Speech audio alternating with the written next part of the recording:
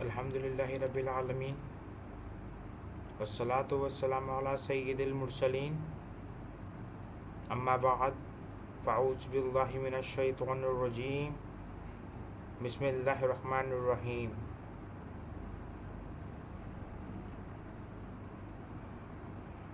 अस्सलामु अलैकुम व रहमतुल्लाहि व बरकातुहू। Dear students, today we will study the summer vacation work of biology of class 8. So I hope that you have the book, notebook, pencil. If you don't have any of the things, please collect it quickly. Now open your summer vacation book. But first we have to recite the dua of ilm. Salatu wassalamu alayka ya Rasulullah wa ala alika wa ashabika ya Habibullah. Rabbi zidni ilma. Ya Allah, increase my knowledge. Salatu wassalamu alayka ya Nabiyullah wa ala alika wa ashabika ya Nurullah.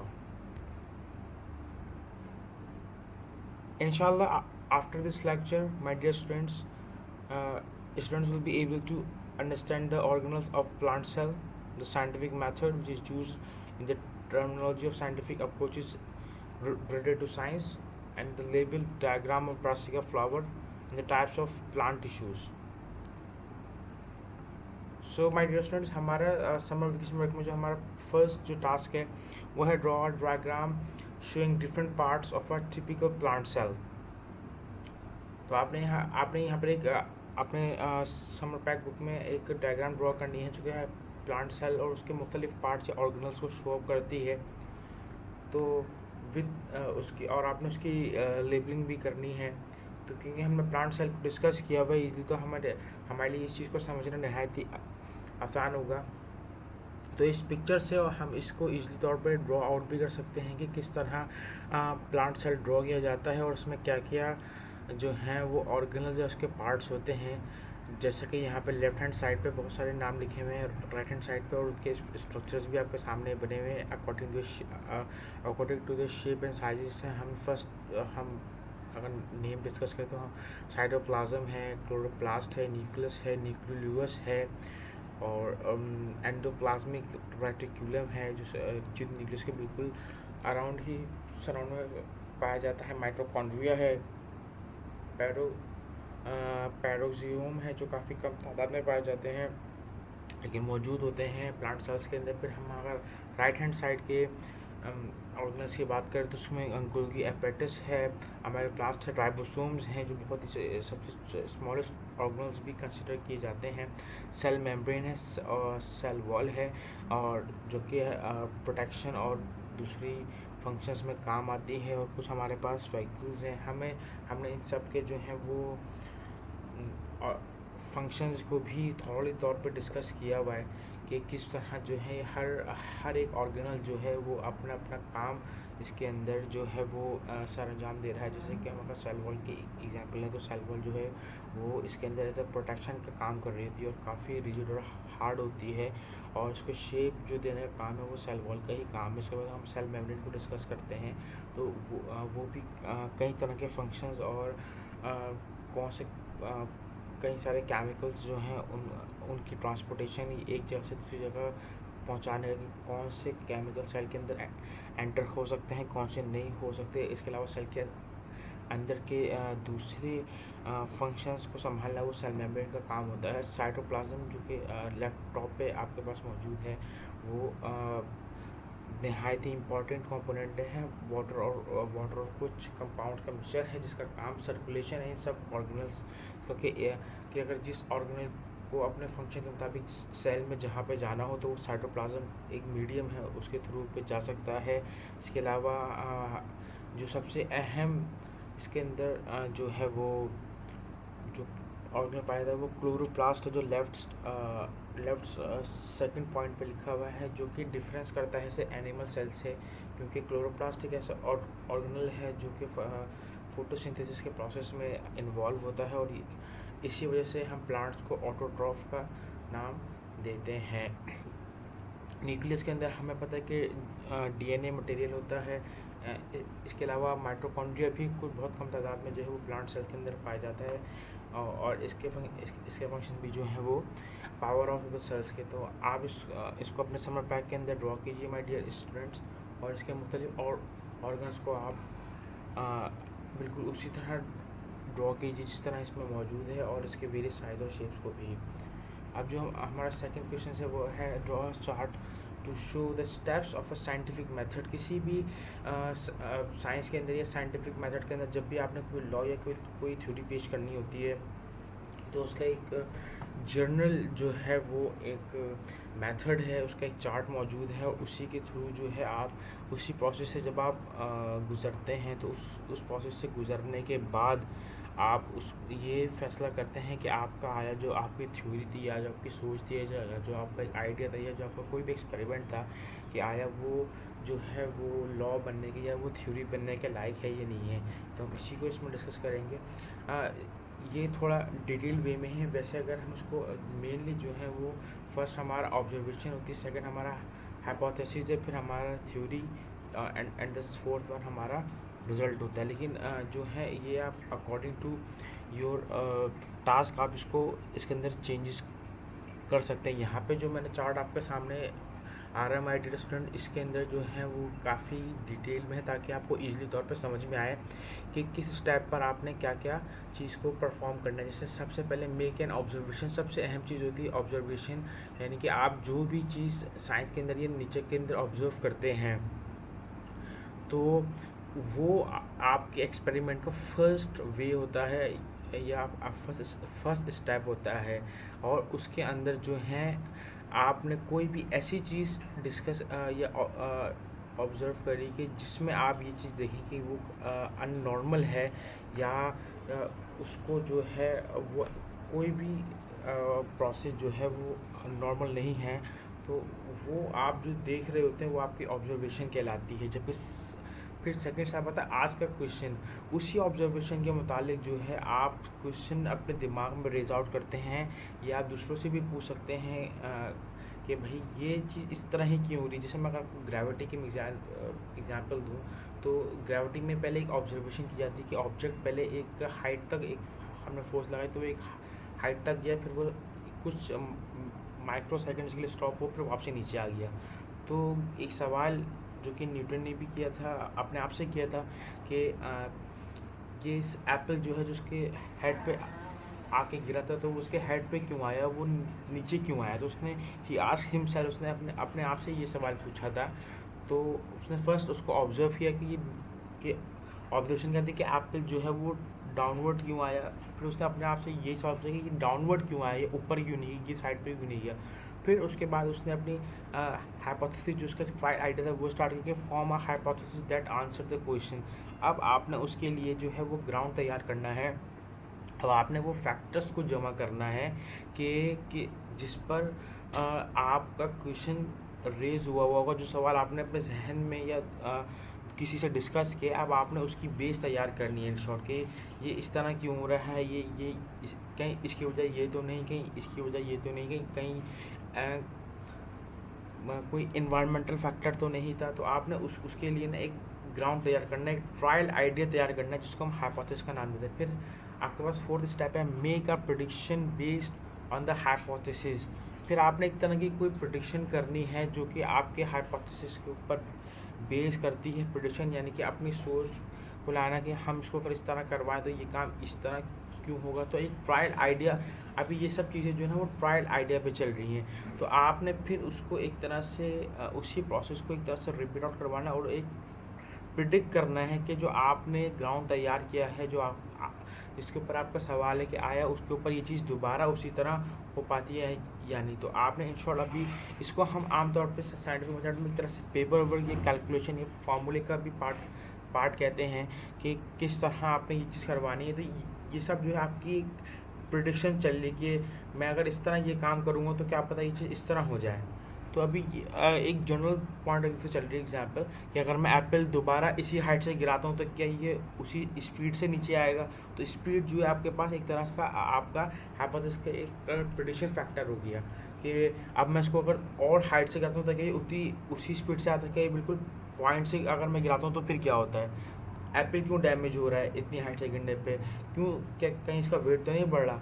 तो ये जो factors आज के दौर में जो आज के टाइम में जो प्रिडिक्ट आउट किए गए ये हाइपोथेसिस का ही पार्ट होते हैं। Do an experiment to test the prediction. अब वो वक्त आता है कि जो आपने चीज़ें प्रिडिक्ट आउट कर ली, जो आपने ऑन पेपर या आपने जो फैक्टर्स आपने नोट डाउन कर लिए, जिस पे आपका सवाल या आपका जो क्वेश्चन जो आपने बिल्कुल सेकंड पॉइंट में रेज आउट किया था, उस पर आपका क्वेश्चन मौजूद रहेगा। अब आपने उसी चीज़ को, आपने उसी अपनी प्रेडिक्शन को जो है वो टेस्ट करना है, और उस टेस्ट को जो है हम एक्सपेरिमेंट का नाम देते हैं कि जो चीज़ आपने पहले फर्स्ट स्टेप ऑब्जर्व की, आपने उसके बारे में चीज़ों को फैक्टर्स को जाना कि कहीं ऐसा है तो ऐसा तो नहीं है। तो आपने एक्सपेरिमेंट किया, जब आपने एक्सपेरिमेंट किया तो उसके उसके रिजल्ट उसके जब एक्सपेरिमेंट एंड होगा तो ज़रूर कोई ना कोई आपके पास रिज़ल्ट आएगा। अब वो जो भी रिज़ल्ट आएगा आप उसे अपने हाइपोथेसिस से कंपेयर आउट करेंगे। अगर आपकी प्रेडिक्शन या आपके फैक्टर जो कि आपने सोचे थे, क्योंकि आपने ज़ाहिर सी बात है आपने प्रेडिक्शन की थी, तो माइट बी पॉसिबल कि आप रॉन्ग हैं या आपकी हाइपोथेसिस गलत हो सकती है। कोई ऐसी बात नहीं है, साइंस के अंदर कई ट्रायल्स जो हैं वो हाइपोथेसिस की बुनियाद पर फेल हुए, लेकिन और सही भी हुए हैं। तो अब आपके पास जो रिज़ल्ट आएगा वो दो फैक्टर्स में आएगा, जो कि आपके हाइपोथेसिस का होगा। रिजल्ट की फर्स्ट होगा कि आया आपका हाइपोथेसिस करेक्ट है या आपका हाइपोथेसिस इनकरेक्ट है। अगर आपका हाइपोथेसिस इनकरेक्ट होता है तो आप हाइपोथेसिस को दोबारा ट्राई करेंगे, ट्राई अगेन, जो कि थर्ड स्टेप में मौजूद है। क्या अब आपने उसी थर्ड स्टेप पर वापसी पहुंचेंगे और अपने उसी सवाल के ऊपर फिर दूसरे फैक्टर्स के ऊपर सोचना शुरू करेंगे कि ये फैक्टर्स तो मैंने कैंसिल आउट कर दिए, क्या अब ये जो फैक्टर्स बचे हैं क्या इनके ऊपर ये चीज़ सही होती है या नहीं है। तो अब फिर दोबारा वही स्टेप साइकिल चलनी स्टार्ट हो जाएगी। लेकिन अगर आपका हाइपोथेसिस करेक्ट होता है, आपने जितने फैक्टर्स सही लिखे हैं जो जिन पर आपका सवाल बेस कर रहा था, और अगर उन सारे सवालों आप उन सवाल के जवाब वो फैक्टर्स दे देते हैं कि जी बिल्कुल आपने जो ये सवाल अपने जहन में रेज आउट किया था उसका जो रीज़न है उसकी वो यही फैक्टर्स मौजूद हैं, तो आपका हाइपोथेसिस करेक्ट मान लिया जाता है। और जब आपका हाइपोथेसिस करेक्ट मान लिया जाता है तो आप अपने रिज़ल्ट को रिपोर्ट कर सकते हैं या आप अपने रिज़ल्ट को दुनिया को दिखा सकते हैं। इन शॉर्ट आप अपनी थ्योरी को पेश कर सकते हैं, और वो थ्योरी एक प्रोसेस के बाद जो है वो अगर सही मान लेती है तो फिर उसको साइंस का एक लॉ में शामिल या एड आउट कर लिया जाता है। तो आई होप बच्चों आपको ये चार्ट भी समझ में आया होगा। इसको आप इसी पॉइंट ऑफ व्यू से आप ड्रॉ भी कर सकते हैं, जिसमें स्टेप जो है वो बिल्कुल इसी तरह रहेंगे। आप स्टेप्स को बिल्कुल भी आगे पीछे नहीं कर सकते, ज़ाहिर सी बात है, क्योंकि एक साइकिल चल रही है और एक तरह के बिल्कुल आपके पास चार्ट मौजूद है, तो ये बिल्कुल भी वाइस वर्सा ही है। इसके कोई भी ब्लॉक या कोई भी स्टेप इसका आगे पीछे नहीं हो सकता। Draw a neat and label diagram of brassica flower. Brassica flower हमें पता है जिसको हम मस्टर्ड फ्लावर भी कहते हैं। तो इसकी आपने नीट एंड क्लीन और लेबल डायग्राम बनानी है। जो इसकी फ्लावर की जो आपके पास डायग्राम है वो हम उसको अगर इंटरेस्ट सेक्शन करें या हम उसको सेंटर से कट करें तो वो हमें कुछ इस तरह नज़र आती है। और इसके अंदर कई सारी ऐसी पार्ट्स हैं जो कि as a student of science हमारे लिए जानना नहायत ही ज़रूरी है। जैसे हम अगर लेफ़्ट साइड से स्टार्ट करें तो इसमें एक पार्ट कहलाता है स्टिग्मा, स्टाइल और ओवरी। तो ये जो हैं फीमेल पार्ट कहलाते हैं फ्लावर के, जिसमें पिस्टल, जिसको हम पिस्टल भी कहते हैं साइंटिफिक लैंग्वेज में। जहाँ आप ये जो देख रहे हैं कि जो जहाँ पे ओवरी लिखा हुआ है इसके अंदर जो आपको डॉट्स नज़र आ रहे हैं इसको ओव्यूल्स कहते हैं। जब फ्लावर जो है, जब फ्लावर के अंदर फर्टिलाइजेशन हो जाती है तो यही ओवरी जो है आपके पास ये फ्रूट बन जाती है। और इसके अंदर की जो आपको ये डॉटेड होल दिख रहे हैं जिसको ओव्यूल्स कहते हैं, ओव्यूल्स OVULES ओव्यूल्स, यही ओव्यूल्स जो हैं वो सीड बन जाते हैं जब फर्टिलाइजेशन या जिसको हम राइपनिंग या फ्रूट के पकने का प्रोसेस कहते हैं। राइट हैंड साइड पे अगर हम आते हैं तो आपको मेल पार्ट दिखता है जिसमें एंथर और फिलामेंट है, और इन दोनों के कॉम्बिनेशन को हम स्टेमिन का नाम देते हैं।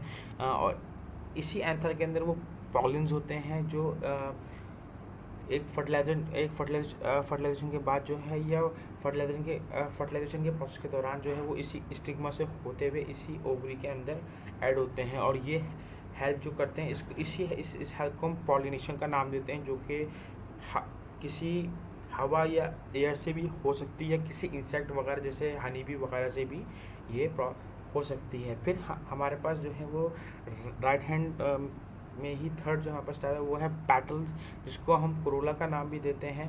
और पैटल्स जो है वो फ्लावर के अंदर अट्रैक्शन का काम करते हैं, ताकि इंसेक्ट्स वगैरह जो हैं वो इस पर आएँ, और जब वो इसके ऊपर ग्रूम आउट करते हैं तो ये पॉलिनेशन का प्रोसेस होता है, और उसके बाद फिर फर्टिलाइजेशन हो जाती है। तो पैटल जो है ये आपके पास जो कोरोला है ये आपके पास अट्रैक्शन का काम करते हैं इंसेक्ट्स के लिए।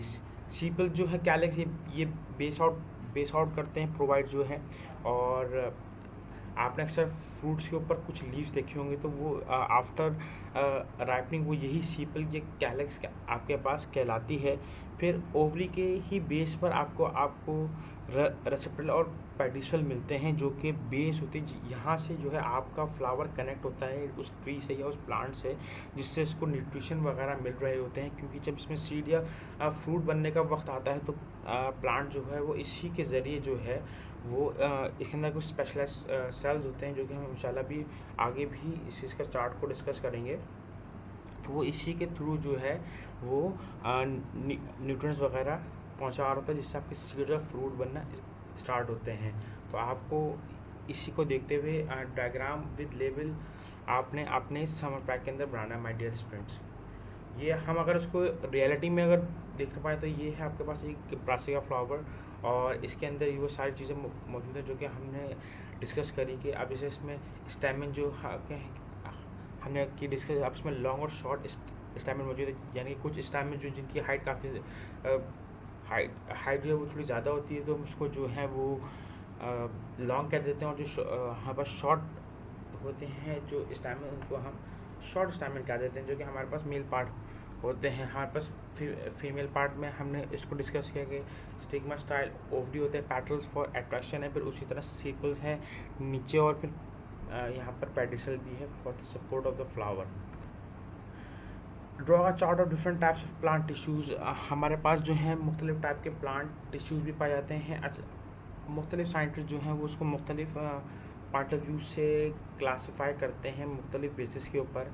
अब हम जो यहाँ पर डिस्कस करने जा रहे हैं प्लांट टिश्यू, वो है on the basis of kind of cells, किस किस्म के जो है वो सेल्स इसके अंदर पाए जाते हैं, तो उसी बुनियाद पर उसको डिस्कस करने जा रहे हैं। तो प्लांट टिश्यू में on the basis of kind of cells आपके पास दो मेनली सेल्स ऑफ या प्लांट टिश्यूज़ पाए जाते हैं। तो फर्स्ट आपके पास मैरिस्मेटिक टिश्यूज़, और सेकंड वन है आपके पास परमानेंट टिश्यूज़। नाम से जाहिर हो रहा है कि एक तरफ परमानेंट का मतलब है कि जो हैं इनके जो हैं ये परमानेंट वो है क्या नाम है टिश्यूज़ हैं, जो कि हमने अपने पिछले लेक्चर्स में भी डिस्कस करे। हम पहले लेफ्ट हैंड साइड को ही क्या नाम डिस्कस करते हैं कि जैसे मैरिस्मेटिक टिश्यूज़ के अंदर तीन टाइप के आपके पास टिश्यूज़ पाए जाते हैं। इसमें एपिकल, लेटरल और इंटरकैलरी। ये जो नाम है एपिकल, लेटरल और इंटरकैलरी, ये according to the axis of the growth पर है कि अगर प्लांट हाइट की तरफ क्या नाम है ग्रो कर रहा है या लेंथ की तरफ क्या नाम है ग्रोथ कर रहा है। जैसे कि हम किसी प्लांट को अगर ऑब्जर्व करें